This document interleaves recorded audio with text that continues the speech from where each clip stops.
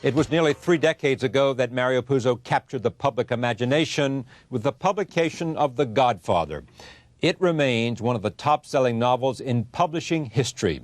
He returns to the genre he knows so well with his new book, The Last Don. From Hollywood to Las Vegas to New York, he probes the workings of a whole new family and finds that there is little difference between organized crime and organized filmmaking. I am pleased to have him here to talk about his view of crime, the mafia, Hollywood, Las Vegas, and a lot of other things, and the craft and art of writing. Welcome. Thank you. I'm pleased to have you here. I'm pleased to be here. Why this? Now, I know that you have heard this question before, because some people say, The Godfather was so good, Mario. Don't come back to where you hit a home run and won the game. Well, it started out as a book about Hollywood. Yeah. Then Vegas crept in. Yeah. Then the mafia crept in. And I don't quite understand the process you go through, but this was meant to be about a writer in Hollywood and all the machinations, you know. How the other people crept into the book, I don't know until this day. I mean, it's just something that happens. And I got infatuated with Don Claricuzio. Yeah. You know, I loved him, and so I kept writing about him. And how is Don Claricuzio different from Don Corleone? Don Claricuzio is a much tougher guy, less sentimental, and less closer to the real portrait of a mafia don. It's more realistic. He really is the ultimate in wielding power. You know, it's pure power. The book opens at a scene in which there's a christening. Right. 2 people who will end up in conflict. Right. One goes and ends up running a casino in Vegas. Right. The son of the hammer. Right. The hammer is the executioner. Right. The other, Dante, Yeah. not attractive, Right. not made of this, not as charismatic. Right. I like him, though. You like him. Why do you like him? Because? Because he's like one of those crazy guys that can't help being what he is. You know, it's, and to me, he had a certain charm. But he is the villain of the piece, you know. Is Ernest Vale you? Partly, sure. I feel very... He's a screenwriter he's a screenwriter in Hollywood who, let me just say this, which is because anyone who's in our business knows, who is so stupid, he believes that a percentage of net means something. Right. And it's one of the most terrible things because they say you're going to get 5% of net, right? Oh, yeah. Or we'll split net, they say, and you just know. And there's no money there. There's no net. No matter how much money your movie makes. There was that big movie with Tom Hanks, Forrest Gump. Yeah. The guy who wrote the book got a piece of net. Winston Groom or something? What was his name? What the hell? I think Winston that may be Groom. it. Yeah, right. Winston Groom. And he got a percentage of net, and the picture grossed $170 million. He still hadn't had any seen money. a cent yet. And, I mean, but there's millions of stories like that. Yeah. And it just so happens I have a very good lawyer, Bert Fields, who protects me on my contracts now, you know. But at the beginning, I took net. All right, I want to come to that in a minute, but I want to stay with the novel. Yeah. It's about betrayal. Yeah. It's about revenge. Right. It's about what else? About money and, God forgive me, true love, you know. Very dangerous operation. Well, let's talk about true love for a second. Yeah. You believe that a great man with a great mission should never have a romantic love.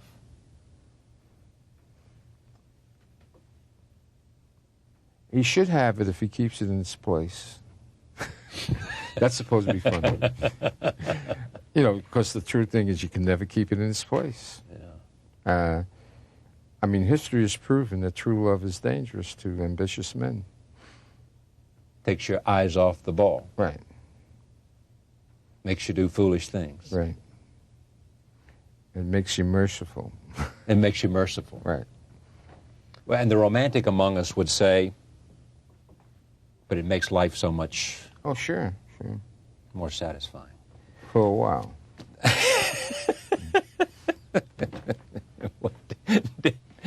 Did you say, I think you did, maybe to your friend Bruce J. Friedman, that one of the joys of growing older, and you've celebrated your 70th birthday, 75th. women, beautiful young women, no longer have any power over you? I think that's a true statement. I mean, when you're a young man, you know, you're almost helpless in the face of beauty. You really are helpless. There's, you know, and when you're very old, or as old as I am anyway, you still appreciate a beautiful woman. But for one thing, you know you have no shot. And another thing is, you really, it's like, I want to say this as diplomatically as possible, but they have no more surprises. You know, when you get to a certain age, I mean, you think they have no more surprises.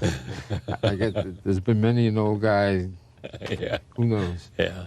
But yeah, with Bruce, I think I said that, and who knows if it's true? I don't know. Well, I'll talk more about your life. Is this for you? It's gotten very good reviews, Right. for the most part. Right. And those who quarrel with it say he shouldn't have come back here because it was a place of his greatest triumph and you can't be any bigger than one of the best-selling novels of all time, if not the best-selling novel of all time. Mm-hmm. Do you think this is as good as The Godfather? Do I think that's as good as The Godfather? In some ways, I think it's as good as, I think it's a cooler look at the mafia, a colder look. I haven't romanticized as much as I did in The Godfather. I mean, in The Godfather, you could love them all. You know, they were all great guys, and everybody was great. I think this has more of a colder eye on them. You can't tell. Like, my favorite book that I've written is The Fortunate Pilgrim. But who ever heard of it? How many copies did you sell? 5,000? Something like that. 5,000, 3,000. And you decided after that, I'm going to write a commercial success. Well, you know, a writer who's a failure is a joke in his family and friends, you know. And I always used to say, I can write a bestseller whenever I want, but I would never stoop so low. You know, I'm too much of an artist. So I got really angry that The Fortunate Pilgrim didn't even have a paperback sale. Any book could have a paperback sale. And it got these tremendous reviews, you know, and I thought I was going to be rich and famous and everything was full. Nothing happened. And so when they started teasing me, I said, I'm going to write a bestseller. I'll show you. You were over 45 then, weren't you? Right. When I made that decision, I was, let's see, I was 45 years old. And I published The Godfather when I was 49. But you say an interesting thing about that. You say you learned to respect the reader. Right. You weren't writing for yourself and to say how great I am. You were saying, I'm going to serve this reader. Well, when you're a young writer, you think anything you say is important. The reader must listen to you. You're the boss. But really, the rationale is crazy. Why should a reader not be catered to? I mean, readers read for pleasure. You have to please them. You don't have to sell out to them completely, but you can write a good book and keep an eye on the money, which seems to me a reasonable way to operate, because a lot of very talented writers quit writing because they write a few beautiful books, they make no money, and they give up. I mean, it's just psychological. Like, if this Godfather had not been a success, I don't think I would have written another book. The great example of that is, who's the guy? Henry Roth, that wrote the book about Jews. I can never remember the name. Philip Roth? No, not Philip Roth. Henry Roth, I mean. Henry Roth, Call It Sleep. Right. Which is, to my mind, a very great novel. But he wrote that novel. He didn't make any money. He became the owner of a duck farm. He did all time. Then he wrote 40 years later, whatever it was, he started writing again. Well, to me, that's a terrible life. Sure, he wrote a great novel, but he had a terrible life. And in my eyes, that's not worth it. What do I care if I wrote a great novel and I lived a miserable life? Yeah. Shouldn't I have a nice life if I write a great novel? What have you learned about money in your life? I'll tell you, money is great. The great thing about money, it takes a lot of worries off your mind. Like, if your tire gets busted.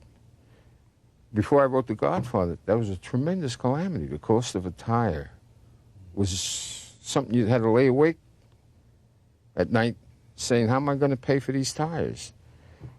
When you make money, you can...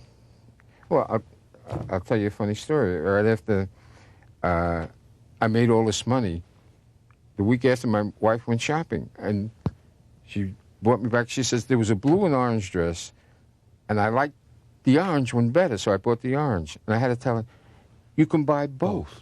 She didn't grasp it, that she could buy both dresses. Yeah. And I didn't grasp it. I was a big user of the public library. I always went to the library for books. I think it was 2 years after I made the money on The Godfather that I bought books. I still kept going to the library. And then it occurred to me, I can buy these books. I don't have to wait on the waiting list and whatever, you know, and that to me is what money does. You know, yeah. It makes life easy. But you also think, tell me the story. This was a wonderful story. Charlie Bludern. Oh, my partner, who built Gulf and Western, put it together. Yeah. Great conglomerate. Yeah. One of the properties was Paramount Pictures. Right. Two of his employees were Michael Eisner, right, the chairman of Disney now, yeah. Barry Diller, who was Michael Eisner's business, and Jeff Katzenberg, who's now one of the three partners at DreamWorks. The three great giants. And you're at a meeting, and you and Bludern, I think, in the Dominican Republic. He invited me down. Where he had a big whatever. And we were partners on writing a treatment. We wrote a 60-page treatment together. And he wasn't bad. Yeah. It was okay. He had a story to tell. Yeah. And we went back up, and we have a meeting with Mike Eisner and Barry Diller. And Katzenberg. Katzenberg, who's the big killer, who's in the back shuffling papers and keeping an eye on us, you know. He was a junior partner there. Yeah, and I was being a New York wise guy because I didn't depend on movies for my living. I had a day job as a novelist. So I said to Barry Diller and Mike Eisner, I said, you guys are going to find it really hard not to like this script. Because Bludern was in the room. Bludern owned everybody, right? Yeah, they worked for Bludern. Right. And a look coming into their eyes, I mean, it was like a chilly look, killer's eyes. And I knew I said to myself, I'm dead. This project is, and it never was made until I think 12 years later I wrote a new script. And it said these guys, these businnesmen, are every bit as tough as anybody I write about in these books. I'll tell you, they scared me to death. Diller and Mike Eisner, when they looked at me when I said that, I said, I thought I was going to be shot, you know. You wouldn't get that. That's true. That's an amazing story. But you saw that killer in their eye. You saw that ability to say, not on your life, right. Puzo. They didn't care if Charlie Bludern earned the firm, and it didn't care anything. He doesn't pay me enough to get back this pictures that are not going to work. And also to work with a wise guy like this, you know. There is also this, and I have to touch on that. There is the notion always floating around that somehow you know the mob, either because you were made, or B, because you know them and they enjoy your company because you have romanticized them in a certain way. I never knew them before, and I never knew them after. I met a couple after who really believed they said I could not have written that book unless I had access to the top guys. And I was going to try and play the role of the guy who knew everything, but I thought better of it. And I asked my host, who are those two guys? And one of them was Johnny Rosselli, who was a big hitman. Ended up in a barrel off the coast of Miami. Right. And the other guy was the guy that was in the room with Bugsy Siegel when Bugsy Siegel got shot. So you can draw your own conclusions. But they told me, you could have never written that book unless you knew Frank Costello. Right. And for a minute I was going to say, yeah, you know, I know these guys, you know. Then I said, no, I don't. And because they look a little ominous to me, you know, they had that certain look. And then I was glad that I didn't. Yeah. You also said something very wise. Somebody was enjoying the company of Joey Gallo. And my friend Bruce Friedman. Bruce J. Friedman, right. Yeah. And he was enjoying it, and he was telling you about it, and you said to him, not very intelligent. That's right. I remember to hang out with Joey Gallo. Yeah. Well, I had done my research, and it was obvious that Joey Gallo had to be killed sooner or later. You know, just from the research I had done. And I really was frightened for Bruce that he was hanging out with him. You know, it was, to me, a very dangerous thing to do. Screenwriting. Well, I'll come back to the Mafia in a second. Screenwriting. You also say that if today you were 25 and not 75, you'd be in Hollywood. Right. You weren't be sitting out in your little writing studio trying to create the great American novel. Right. Because I'm a lazy guy and I like pleasure. And the life of a screenwriter, I mean, you got the great climate, you got great-looking women, you get paid more for a screenplay. I've gotten paid more for a screenplay than I've made on any initial draft of my novels. You write a screenplay for $1 million, and 14 other screenwriters will come in, and you don't care because you got your $1 million. You're out of there. I got the $1 million up front. Even if they don't like it, they pay you the $1 million. Yes. To me, it was such a great racket. I couldn't believe that they would give me so much money for doing what I did. And, you know, screenwriting, the guys that earn a living screenwriting, it's a tough job. You got to know your stuff. But to me, writing a screenplay was like stealing. You know, I was always afraid they'd lock me up instead of paying me. You loved what Brando did. Oh, sure. And I love what Francis Coppola was the key to Godfather 1. How was that? Because he cast it, he fought with the studio, and it was a genius movie maker, and he did everything with that book that I would want to be done. I mean, to me, it was such a great pleasure. I didn't know that much about the movies. That was my first job. But as the years went on, I realized how much he had done to make that a great movie, that it was Francis Coppola. And, you know, I was always so grateful to him. Is the movie better than the book? I think what you can say is that Godfather 1, if you pick the 20 best movies of all time, you would have to include that movie. I don't think you could say the same thing about The Godfather. It's a different thing, different evaluation. You want to write Godfather 4 as a screenplay or a novel? Screenplay. As a screenplay. Yeah, I would never write another book, and in my contracts in movie writing, they can never make a novel out of Godfather 2 and Godfather 3 or Godfather 4. But I would love to write the screenplay of Godfather 4 simply because I have a very clear vision of what it should be, you know, and you want to go back to the James Caan figure. I want James, as a young man. Jimmy Caan would be the hero, Sonny growing up. Right. It would really be his story. And I think that would fit in perfectly with the structure of the movie. You liked Sonny more than Michael? No. No? It's just that Jimmy Caan gave the part so much juice that people always remark upon. Al Pacino, I think, is a great actor. He's really a great actor.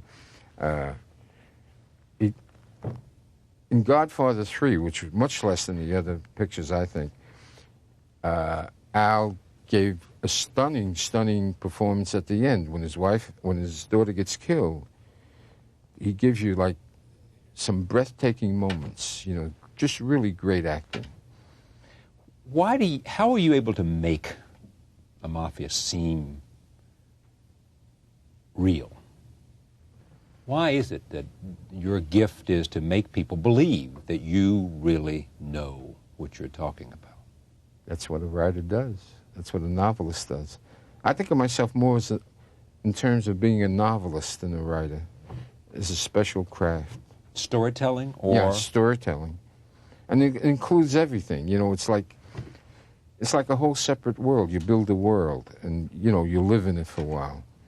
And to me, that's the attractive thing about writing novels, besides the money. Boy, you sure capture Hollywood in this book, though. Oh, yeah? Thank you. And Vegas. But especially Hollywood, the characters out there. Yeah. And you have said with so much money to be made in Hollywood, that those people are... Well, there's so much money at stake that they're fearless. Fearless, that's the word you used. They're fearless. They don't care about the mafia or anybody. They can fight with them. I'll tell you, when I looked into Barry Diller's and Michael Eisner's eyes, is more scary than looking into Johnny Roselli's eyes. I'm sure they'll be pleased to hear that. Mario Puzo, The Last Don. The title you really wanted was the Claricuzio. And some wise publisher said, let's try the last. No, everybody said nobody can pronounce that. Yeah, so go with The Last Don. Yeah. And they were right. I think so, yeah. Yeah, it's great to have you. Come back anytime. Okay, Yeah, I will. Pleasure. Thank you. Very much. And, you know, I'm a fan of your program. I watch every night. Thank you. Mario Puzo, one more time. The book is The Last Don. When we come back, Drew Nemperant, he is a great restaurant entrepreneur, and from a man who loves food to a man who makes a lot of money with food. Back in a moment. Stay with us.